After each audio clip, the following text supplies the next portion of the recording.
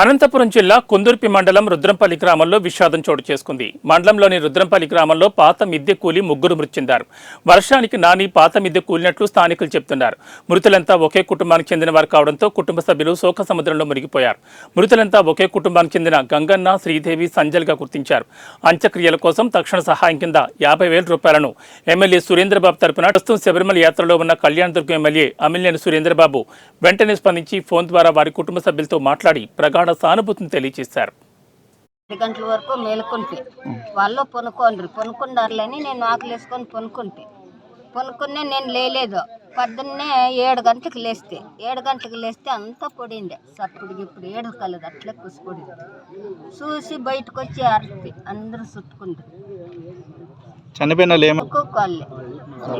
మనమరాలు విషాదకరమైన ఘోరమైనటువంటి తెలుగుదేశం పార్టీ కార్యకర్త గంగన్న మా పక్కనే ఎప్పుడు పార్టీకి ఎటువంటి ఏది కూడా లోటుపాటు లేకుండా చేస్తూ మా వెంట తిరుగుతూ తను ఏది ఆశించుకోకుండా నిన్నటి రోజు కూడా ఇల్లు లేదని బియ్యం కార్డు అన్నీ ఇవ్వడం జరిగింది.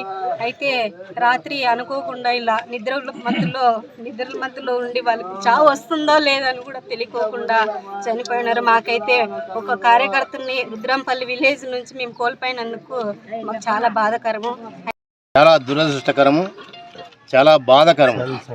ఈరోజు మా తెలుగుదేశం పార్టీ కుటుంబ సభ్యుల్ని రుద్రంపల్లి గ్రామంలో కురుబ గంగప్ప, భార్య, కూతురు ముగ్గురిని కోల్పోవడం చాలా బాధ అనిపిస్తుంది.